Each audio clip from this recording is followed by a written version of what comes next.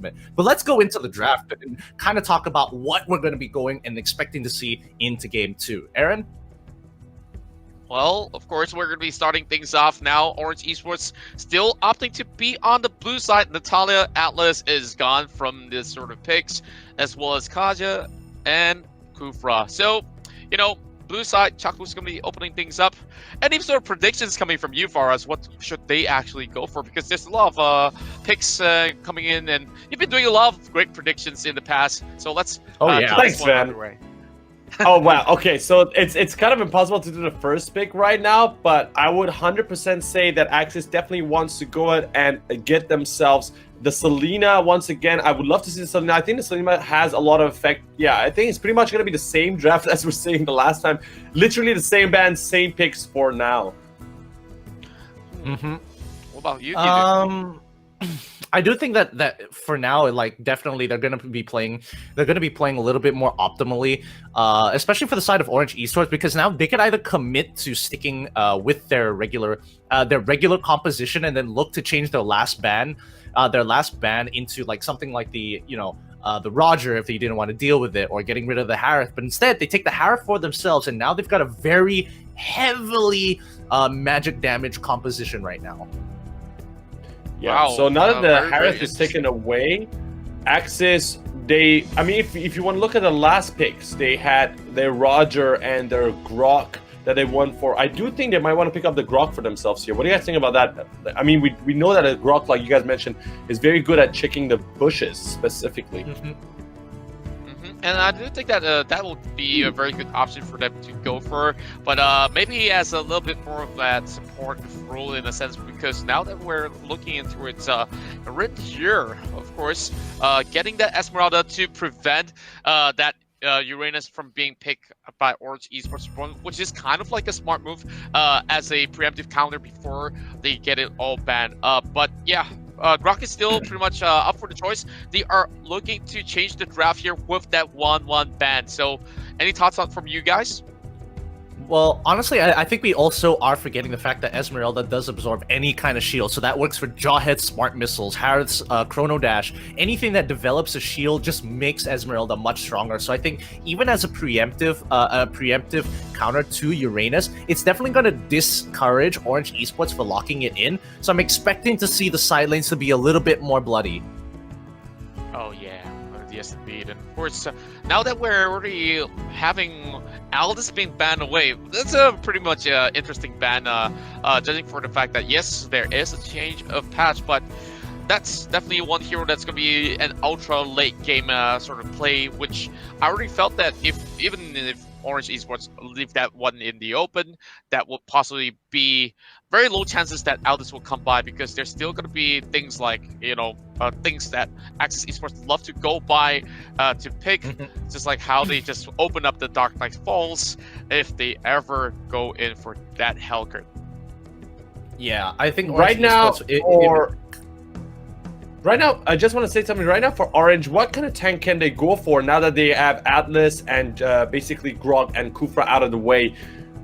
What other choices are there for them? I mean, Hylos. It looks like they don't want to go for it at all, honestly. It looks like they're going to play a very early game oriented composition, and it's a little uncharacteristic for the side of Orange Esports, but I'm excited to see how they want to play this out. Yeah. Is that going to be dangerous? Honestly, it's going to be quite dangerous. Yeah, like really looking towards the draft, like Orange Esports Reborn really has very, very aggressive sort of play style coming in as compared to the previous sort of draft. But look here, final pick. Let's see what he's going to go for. He's going to still be locking in that Roger. But to be fair, they were actually playing really well with Kaiser X going in for that Roger. But it's going to be a little bit of that switch up. And yeah, Kaiser's going to be getting that back on hand. So what do you guys are feeling about both ends here before we get ourselves ready for game number 2? I would say it's kind of a dangerous game for RNG Sports. I feel like they're risking it all because it is their second matchup, and they might want to just do something completely new for Axis Esports so they can't counter them. But that's how I feel. I do generally believe that Axis's lineup is better in this game. Oh yeah, I totally agree with you, Faraz. Man, it's so good that you finally get it. You just get it now, right? You see it from our eyes. Yeah, man. But yeah, I I know. do think. Yeah, no, it's really good because I do agree that Axis Esports has the better composition overall. Because Orange Esports is banking a lot on getting a snowball in the earlier stages of the game. But remember, Axis had to build an early game composition. Their level 4 has some pseudo counters. They tried to pick Mal. They allowed Mal to get Bruno this time around to kind of compensate the earlier game. But that might not be enough here. We're talking about Grok. We're talking about Selena. Their level 2 is strong. Their level 4 for the side of Axis Esports is also pretty significant. So Orange Esports, like Aaron really has to play a really good game here. Mom can't afford to get caught, and Chakbu somehow has to get a lot of damage out to help his team. Exactly, and of course we're pretty got ourselves game 2 here starting off. Mom's gonna be holding on towards this wave.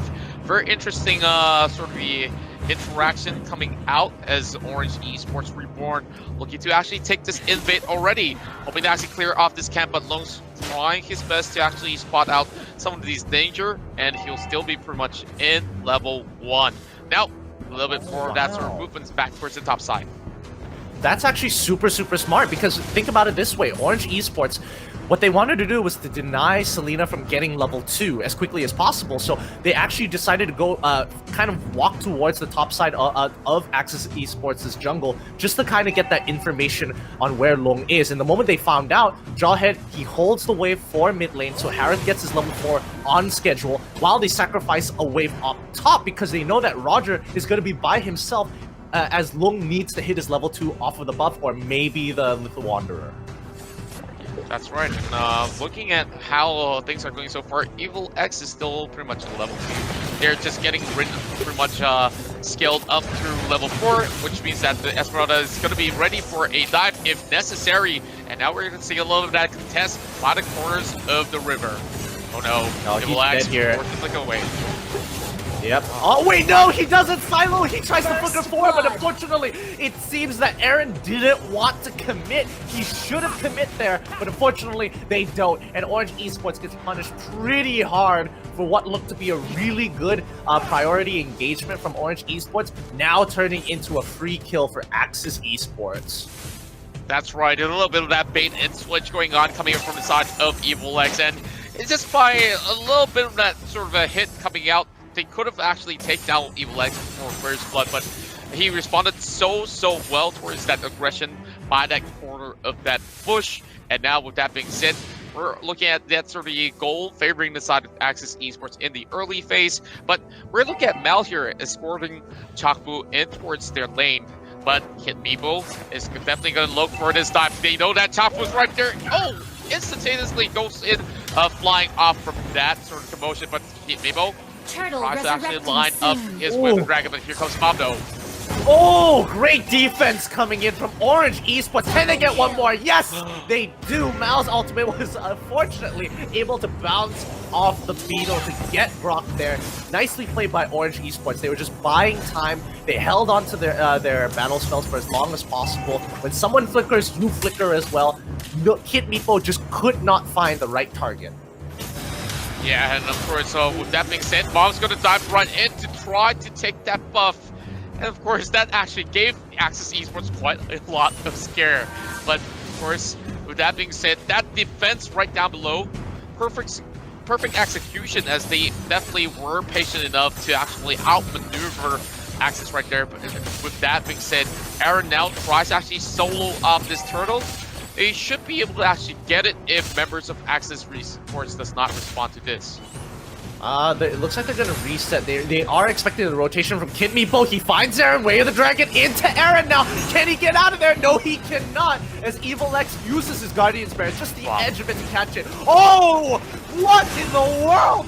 Rin was able to flicker right after the ejector, so the Unstoppable Force had to turn directions, and they net themselves another free kill as Axis Esports will take priority over the turtle as they punish Orange Esports so hard there. And Kaiser X, he's going up against Silo. Can he win this 1v1? It's pretty tough to say because the rest of his team is nearby. Silo pulls back, and Chakbu gets a free kill onto Long. I'm not sure what happened there. Well, of course, pretty much inhuman reactions coming in from Axis Esports. With that sort of pick up there, now goal seems to be pretty much well balanced once again. But wow, that flicker coming out as well. He goes back in with the ultimate, and we see Mom had no choice but to fall. Like that definitely is something that is to look out for in more fights to come. But now things are looking pretty dead, even in terms of kills. But they are trying to actually force an objective right now. Turtle already was secured by Axis, but Mal here, he senses a little bit of danger, and he does have a little bit more of that sort of help coming from Chakbu, as both of them are just sitting by the corners of the river. Yeah, you can definitely see where the priorities of both Orange and Axis are. You can see that Axis wants to kind of dive the bottom lane as much as possible. Unfortunately, Silo gets punished here, as I was about to get to my point, as Orange Esports wanted to put a lot of priority up the top side, but even the best of us overextend sometimes. Exactly, and of course, Silo did have that flicker with him. It's just that there's no point actually utilizing it, knowing that he's already way too deep, and of course, with that being said, this is going to be the ultimate being used there by Mob. They're going to be hit against Long Rin as well as Evil X. But now, 7-4 is being popped as Orange Esports tries to actually walk away out of this. But now, a little bit of that re-engagement attempt. That forces the flicker coming from the side of Evil X. Oh, Wait on the Dragon coming in, as they will be able to actually catch him well. Oh no! Rin gets stopped right on his feet! And that's a big killing spree. Turn around, coming in for Mel, and they're looking for more counterattacks. About to fall, but he'll be safe for now.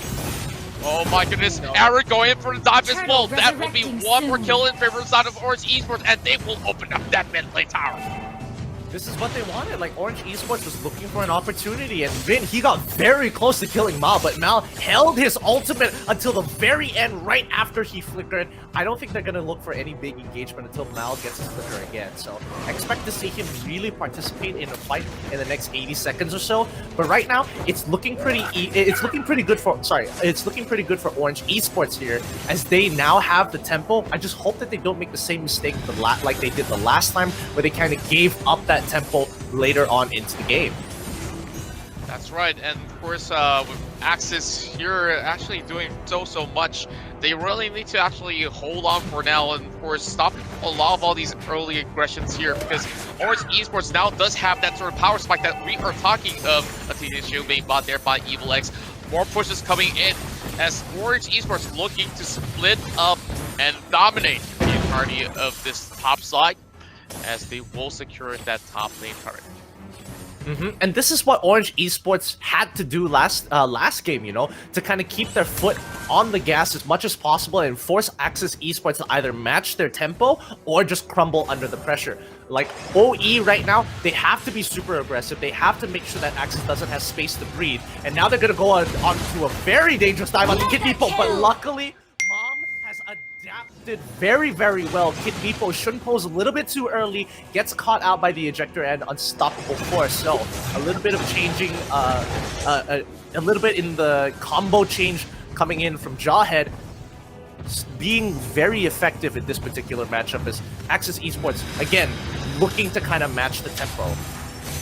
That's right, and we've seen how he actually responded very well, and he also delivered the kill towards his teammates, as Chakbu here, hoping to actually pull some members of Axis Esports right in, but oh no, he flickers out of that moment, and of course, that's going to buy a little time for Orange Esports to open up the mid side as well, and perfect timing, they've also got that turtle which just came up online.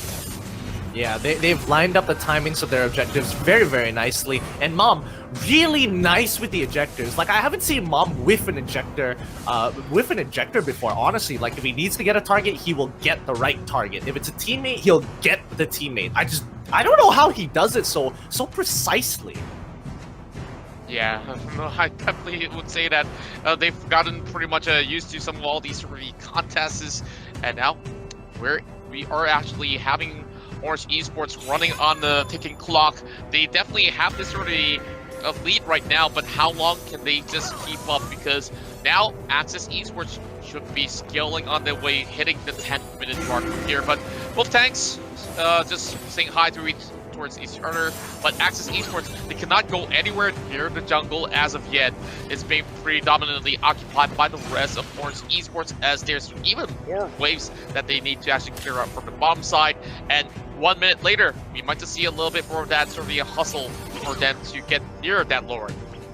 Yeah, and you know, that's the end game for both of these teams, both Axis and Orange. They both want Lord to kind of help them push throughout the lane, but right now Orange Esports in prime position to actually knock Axis Esports out of playoffs altogether and send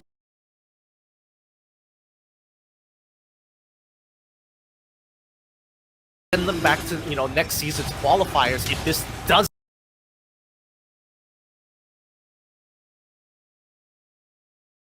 go well. Like, look at Evil X, he's getting chunked out